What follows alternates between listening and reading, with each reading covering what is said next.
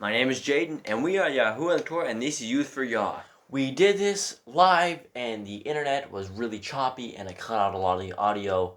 So we are going to try and redo this. It's not going to be as fluid as it was last time. It's going to be a little more pre-recorded. We already did it once, and we're going to try and do the best we can again, except with the live audience. So we might try again next week live. We might just pre-record them from now on. But we thank you guys for joining us. We thank you guys for coming back for another week, for another little bit of dose of wisdom, your weekly dose of wisdom here. And we are very grateful to have you guys. We always start off by saying, if you guys have any prayer requests, please let us know in the comments. If you guys have any questions, let us know in the comments as well. And then the Telegram group, which we have for the youth, there are a few adults that can join. We have it's just kind of a thing for youth to join and help them out in their Torah and help them out in their path, for people that need kind of people in their lives that can talk Torah, so it's not such a weird thing, because this world, fortunately, does not know the Torah all that well. Right, and we are in Proverbs 9. This is our 9th week of reading Proverbs. And so we've talked a lot about what is wisdom, what we need to follow, and very important things that we should be applying to our lives. And if you're not seeking wisdom, if you do not want to get wiser, it is now a great time to learn to get wiser, because we need wisdom. We need wisdom to help us stay on the straight and narrow path. A thing we did talk about, though, on the live stream was how blessed we are, because we went for quite a while this week looking for our cows. They broke out. Ended up going in another herd, and it was just a really long, hard time. And we have a few pregnant cows coming along here, and they're due hopefully pretty soon. And we're in what is called rainy season, where it just rains from 2 p.m. our time to about 7 or 8 p.m. at night. And if the cows give birth in this kind of conditions without being under a roof, then it can do harm to the calf and possibly kill them. So we were kind of stressing out that, but we prayed to Yah. We prayed for days on end. And one morning, our neighbor found them, called us up and said, here they are. They actually joined with another herd, and here they are in the corral, and he found them. So all praise be to the Father, all glory be to him. He's very grateful to us. We are very grateful to him. He's very gracious to us, and we're just really glad he returned our cows. So Eli, would you begin in Proverbs 9? 1. Proverbs 9, verse 1. Wisdom has built her house. She has hewn out her 7 pillars. All right, okay. What we have here is wisdom is building a house. And when you build a house, 7 columns is a huge thing, right? Because you have these huge columns that are spaced pretty large, right? If you have a house that is like 6 columns, that's pretty large. A house that's 5 columns, still pretty large. But 7 columns is absolutely huge. It's almost to the size of a mansion. It's almost to the size of a large house. And so, why would wisdom be building this house? Why would wisdom have such a large house? Well, wisdom would want to build her house to shelter the people that want to listen, the people that want to come into wisdom and listen. She wants to shelter them. Right? Wisdom is building a house for all the people to join in. Is like Yahusha said, his father's building many mansions, and wisdom has built a giant mansion as well for all the people that are willing to open their ear and attend their ear to listen. And what is a few ways we can begin our journey in wisdom? What is a few ways we can begin our wisdom? So we can start by looking for wisdom by reading the Torah, reading the Bible, praying and praising Yahuwah, asking for wisdom, because that's how ask and it shall be received. You gotta ask for wisdom. You gotta be seeking this wisdom. You want to be finding this wisdom. And if you start reading the Torah, you will know what is right and what is wrong. You'll know what sin is. If you are praying to Yahuwah, you're talking with your Creator. And if you are praising His name, being grateful, then you are on the right path. Yeah, starting in the Torah and understanding the Torah, because if you diligently will seek out the Torah, if you will diligently look for the Torah, right? Because the Torah is the first 5 books of the Bible. The Torah is what our guiding instructions were. That was what we are told to do. And Yahuwah said, if you do my Torah, you will be blessed. If you do what is told in these instructions, because the Torah is the first 5 books of the Bible, for anyone that does not know. It is Genesis, Exodus, Leviticus, Numbers, and Deuteronomy. And that is the instruction book that Yahuwah has given to us. That is what he told us we need to follow. And if we diligently seek that out, if we were diligently looking for this wisdom, for this to understand it, because the Torah is not a thing you will understand on the fly. There's a lot of things that have changed in translation. There's a lot of things that were different nowadays, and you have to really figure out what this means. You have to go through other other versions, other things, and you really have to put your time and your heart and your effort into all this thing to understand the Torah, understand all these mysteries that have been put throughout the Bible. Because once you put together, it's not a mystery anymore. You look through extracurricular Bibles. You got the Book of Adam and Eve. You got Enoch, Jasher, Jubilees. There's a lot of extracurricular books that fill in a lot of blanks, and that is what it means to diligently search throughout the Bible, is to go outside of what was told, what you've been told by the pastor in the pulpit. You actually have to research what it is, because wisdom is not going to come to you by you doing nothing. You have to work for wisdom. Wisdom is earned. Verse 2. She has killed her beasts. She has mingled her wine. She has also furnished her table. She has sent forth her maidens. She cries upon the highest place of the city. Right here we have wisdom, who has slaughtered her meat and mixed her wine. And when you do these things, you are preparing for a feast, right? When you slaughter a cow, there's a lot of meat on a cow, and when you mix your wine, you are preparing for a party, right? You're gonna have all these people sit down, and this feast could be a huge feast for everyone that will come into her. And when she is sent out, when it says wisdom has sent out her maidens, it's sent out as messengers, as people that are willing to come out of the world and go into wisdom and understand what wisdom is. It's like when Yeshua says, if you drink of this water, you will never thirst again. And if you drink of the wine that wisdom has created, you will not ever be folly of the Torah again. You will understand the Torah. That's what wisdom is to understand the Torah and do as it is told. Because wisdom wants to keep you on this straight and narrow path. Wisdom wouldn't do anything against the Torah. Her laws are the same as Yahuwah, because she's a friend to Yahuwah, and she wouldn't break her friend's laws. So she is trying to help you and keep you on this straight and narrow path. Whoso is simple, let him turn here. As for him that wants understanding, she says to him, Come, eat of my bread, and drink of the wine which I have mingled. So it says, who is simple, let him come here. So she wants the person that is simple, the foolish person, to find wisdom. She wants the person that does not know much, the person that is tricked easily, to come and find wisdom. She wants them to turn into there and find shelter and learn wisdom in her house. And the thing we talked about on live stream, which we had someone that said, what we said was that Adam and Eve was tricked several times throughout the book of Adam and Eve. They were tricked over and over because they did not have the wisdom to understand that Hasatan would go to them, and they kept disobeying the commands due to Hasatan's trickery. So you have these people that are tricked easily. You have all these people that are tricked because they do not know the Torah, because Hasatan has them held in his hands, right? When you are a child of Hasatan, you are in this world, you are easily tricked, you are easily moved by the words of the wicked one, the people that say, come here and do this sin. And when you have wisdom, you will say, no, this sin is evil, this is what Yah would not want me to do, this is going to destroy my soul. And something we always say here in our house is, how much is your soul worth, right? How much is this sin worth? And that's something you have to think about, is how much is this sin worth for you? What is it worth? Verse 6. Forsake the foolish and live, and go in the way of understanding. So she says, just walk away from the foolish people, because the foolish people they do not follow the Torah. If you are foolish, you hate reproof, you don't want to follow the Torah, you want to sin and do evil, and we don't want that people. We want to turn away from those people. We want to leave our foolish ways as well. If you are foolish, you need to leave them, and so turn away from them, and so you will live.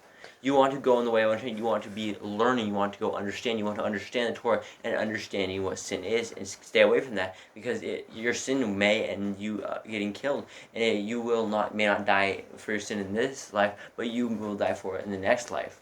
Another way of saying that is foolishness breeds foolishness. If you are in a group or in a community with people that are outside of the Torah, and they are living these sinful lives that are not according to the Torah, that are actually define the Torah, it's going to rub off on you, and you're going to end up in a position where you have to make the choice where it's Yahuwah or this people, right? And you don't want to be outcasted, so the best thing you can do is leave the group of foolishness and find the Torah. The best company you will ever find is with Yah. Nowhere else will you ever find the wholeness as of dwelling with Yah, being of Yah. Verse 7. He that reproves a scorner gets to himself shame, and he that rebukes a wicked man gets himself a blot. What does that mean, he who reproves himself gets shame for himself? It means that if you are trying to reprove someone who is set in their ways, who will not believe in the word when you try and tell them, because there are people out there that will try and tell the word to Yah, to the people, right? The word of Yah to the people.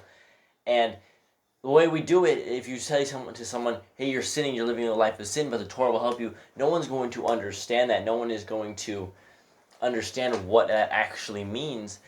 Because when you tell someone, hey, you're doing something wrong, you're going to get in trouble for this, no one wants to hear that because they don't know what they're doing wrong. And there's a way and a manner to changing someone's life, and it's with love. The way Yeshua the Messiah did it, he did it with love. He didn't come to people and say, you're going to hell, you're a sinner. He taught with love. He taught in parables. He taught in soft words and nothing hard to the people. Right, if we look at this and we try to change someone who is set in their ways, who is scoffs, hate the Bible, you try to mention them in love, and these people are sinning and they do not care. That's like going up to a brick wall that was just built in this path, and you say, brick wall, you need to move out of my way, you are in my way. The brick wall is going to ignore you. It's not going to do anything. It's literally just going to sit there. And it's the same thing. The brick wall will not move. And so you basically just wasting your time, and you are looking foolish by trying to change the person that you know cannot be changed. You have to do all things in love. You have to speak softly to these people. When you can find a chance to open that conversation, you know this person is not of Yah, you know this person is not living the life of holiness. You need to open up with love, because people respond very much to love, very well to love. But if you just tell someone you are going to go to hell, you are in a sinful manner, that is going to get people turned away, and no one is going to listen to what you have to say. Verse 8, reprove not a scorner, lest he hate you. Rebuke a wise man, and he will love you. Right, like we talked about before, where it's if you reprove someone a scoffer, and a scoffer here is someone that is scoffing at the word, at the Torah, at Yah himself, and if you tell someone that's the wrong thing to do, no one's going to listen to it, like we said before. But if you reprove a wise one, he will love you, right? But why is that? Why is a wise one going to love you? Because if the person is truly in the Torah, if the person is truly seeking out wisdom, truly seeking out the Torah, they are going to study what you've told them. If they are doing something not according to the Bible, and they don't know, but they're trying to see out the Torah, their heart is set in the right place towards Yah, they're going to search it out, and they are going to decipher for themselves what is the truth and what is not, and if it comes back that you are right, they are going to love you more. They're going to say, thank you for putting me on the right path. I did not understand. Verse 9, give instruction to a wise man, and he will be yet wiser. Teach a just man, and he will increase in learning.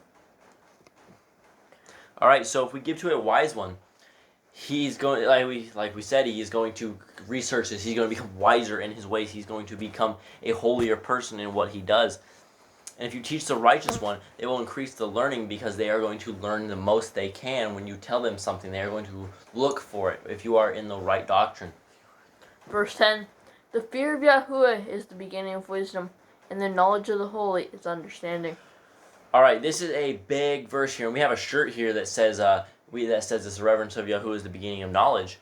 And what does that mean, the reverence of Yahuwah is the beginning of knowledge? Now, how could you reverence Yahuwah? In what ways can we reverence Yahuwah? I would say reverence Yahuwah is following his Torah, praising his name, praying to him, staying on the straight and narrow, and teaching his word, doing what his son told us to, fish for men. So we can add a little bit to this sentence here, and it says you can do Yahuwah, you can reverence Yahuwah by following his Torah, and that will be the beginning of your wisdom.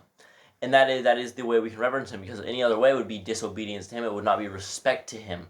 That is the respect of Yahuwah, is to follow his Torah, do what he says, because if we respect him, we are going to listen to what he says, and we are going to do it. We are going to listen to every last thing he has to tell us. And what he has told us is according to the Torah, according to the Bible, when he says, do not kill, do not steal, do not murder, do not eat the blood, do not eat the torn beast, do not eat the unclean animals.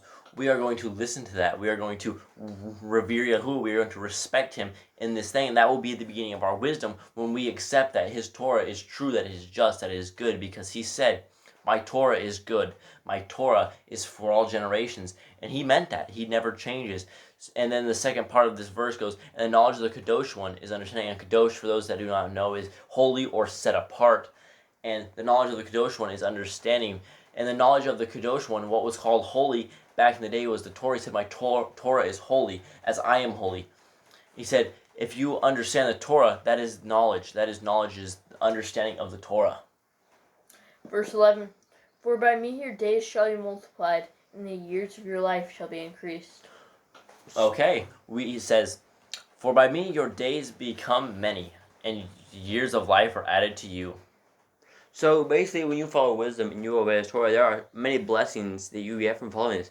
He said one of them is honor your father and mother, and your days shall be increased on land which Yahuwah has given you. And if we are following the Torah, we are not breaking his commands.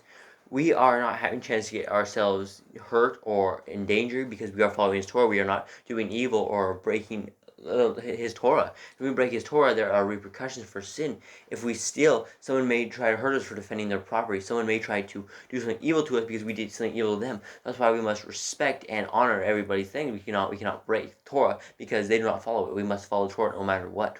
So what we have here is your days are going to become many. Why are you going to live extra long? And a way to look at this in kind of a more worldly perspective is your parents tell you not to play in the road. You live on the street, the cars are coming by and your parents tell you not to live on the road. But if you disobey and you play in the road and you say that their rules don't matter, what they said is not important, then you are going to get hit by a car, right? And your life's going to end just like that. But if you obey that and you revere that, you understand what they said, you're going to be able to tell your children in your old age, and when you make it to 70, 80, 90 years old, you're going to be able to tell your children, your grandchildren, your great-grandchildren that the road is dangerous, don't play in the road. And that's what Yahuwah has told us. He says, this world is evil, this world is wicked, do not murder, or you may get murdered, right? He's always looking out for us. He's always been there for good and not for evil towards us. And if we would just take our chance to listen to Him, to obey what He says, to put our heart and mind and soul into what He has told us, we will live many other days because we are not out in the sinful world.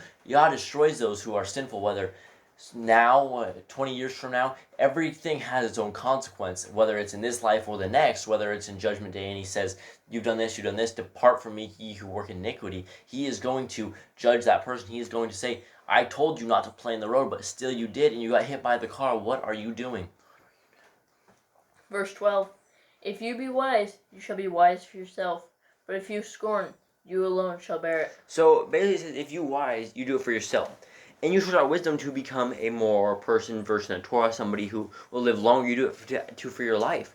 But if you scorn someone trying to teach you, if you scorn someone with experience or wisdom or knowledge, then you alone will deserve whatever happens to you, because you will be punished. If someone says to you, hey man, be careful around this dog will bite you, and you scorn him, say, I'm good at dogs, and the dog bites you, that is your own fault. You will get what you deserve because you scorn and do not listen. So those who are wiser, have more experience, have knowledge, you should listen to them and understand. But if you scorn and scoff at them, you will get what you deserve. Yeah, when you become wise, you're doing it to save your own soul. You're doing it so your soul is not thrown into the eternal fire, or the eternal pits of hell, which is called, whether you're chained up next to the Nephilim and the worms are eating you.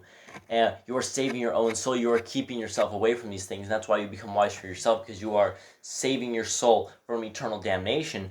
And when you scoff at someone, that if you are listening to this and you will know someone that is wanting to change your life for the Torah, trying to get you into the Torah, and you scoff at this, and then Yahusha says, depart from me, you worker of lawlessness. You're going to remember the moments. You have no explanations. You have no excuses to why you do not follow Torah. You were told, someone tried to help you and teach you, and if you scoff at this person, Yahuwah is going to remember that. Yahuwah is going to say, you have no excuses. That you can't plead ignorance on this. You can't say, I didn't know, I'm sorry.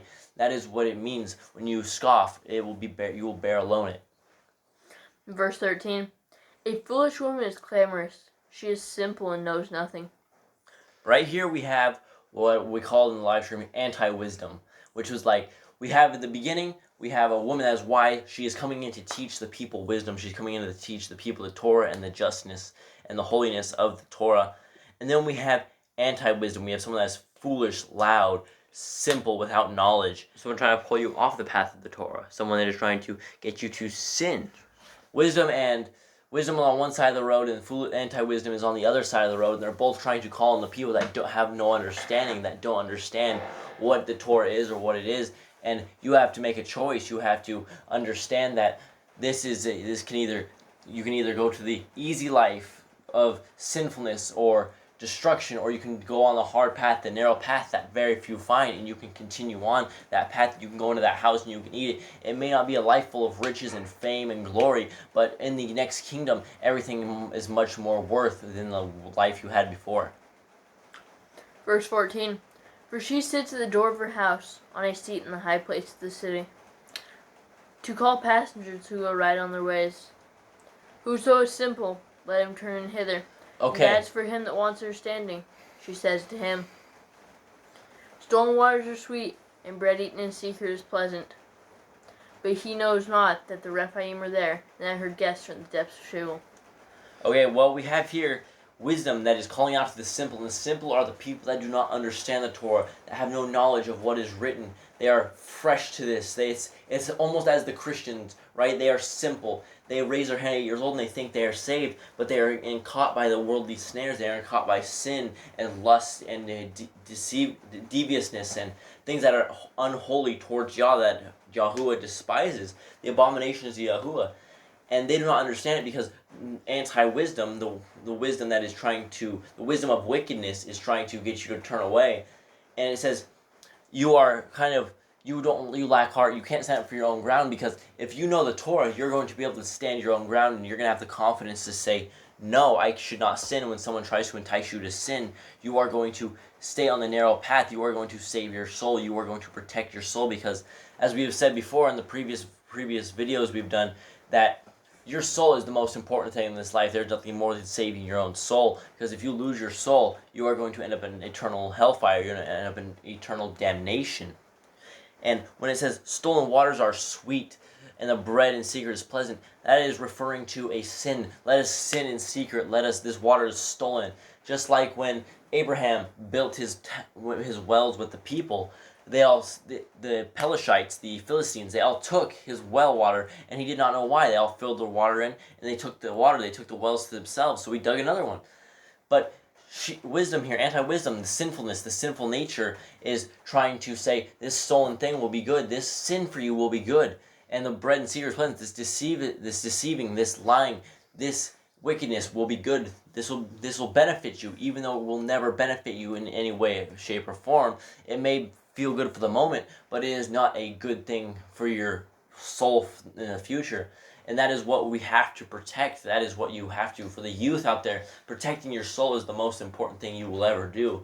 Whether it's stepping away from a friend that is in the world that is trying to get you to do something that is wicked or unjust in the eyes of Yah, or whether it is something in your life that is holding you back from going forward in the Torah, you have to step away from those things. You have to have the confidence to say, no, I will not continue on in this sinful world. And that is what it means to truly be saved. Well, not according to the Christian standards where you raise your hand and you live a life how you want and you say, Jesus died for my sins, I am done now, I am saved. That is not how it goes. You must step away. You must be changed for good. You must understand the Torah and know that Yeshua came as a sacrifice, not so we can sin as we want, but so that Yahuwah does not have to continually end the lives of animals for our sins. But when we sin, we are continually putting Yeshua back on the stake, as Paul stated. He's like, if you sin, you're still putting Yeshua back on the stake.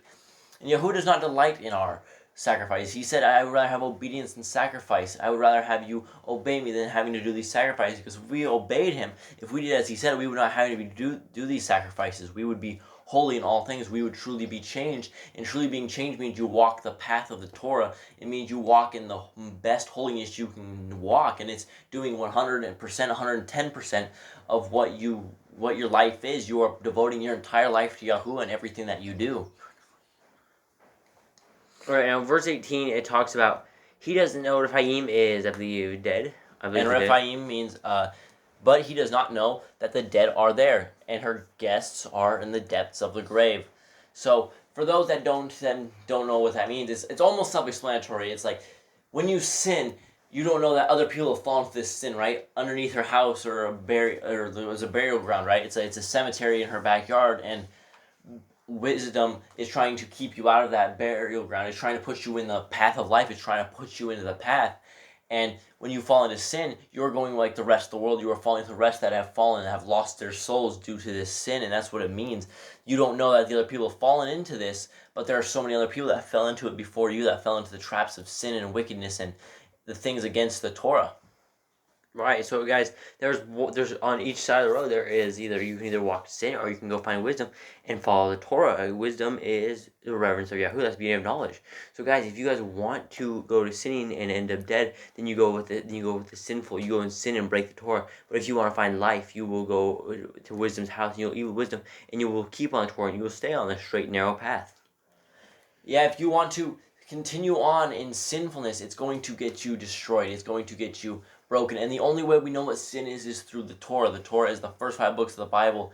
And if you are new to this, I ask of you to study the Torah. We are working on a video series here. We go over every single one of the commands. It's not complete yet, but I ask that you open your Bibles, begin in Genesis, and just read all the way through. Just continue on reading the Torah and reading the Bible, because when you understand the Bible, when you actually take your time to read it, and not as just something you read and get it done with just to say you've read it, but when you take time to study it, you will learn there's much more to life than just living as the world lives. Right. And so that was the end. That is the end of this week's chapter. We will be back Thursday. We may try again live. We may try again, try to get it live again. But if the internet is spotty again, we'll just have to pre-record these from now on. And we can premiere them. And we'll premiere them. We'll try and respond to you guys in the comments. Thank you guys for joining us. Thank you guys for being here. Again, we really appreciate you guys. And we have the Torah group and the Telegram description. We will have that in the description below. And if you have any questions, any prayer requests, your prayer requests mean a great deal to us. We are always praying for the people on the prayer request list. We thank you guys, and we ask that we see you again next week. We ask that you guys open your Bibles, that you're in prayer, that if you have a family member, talk to them in love. Find that conversation where you can explain to them the Torah and explain to them the Bible and why Yeshua came down to save us and how they can save their own souls. All right, guys. Shalom. Read your Bible. Shalom. Shalom.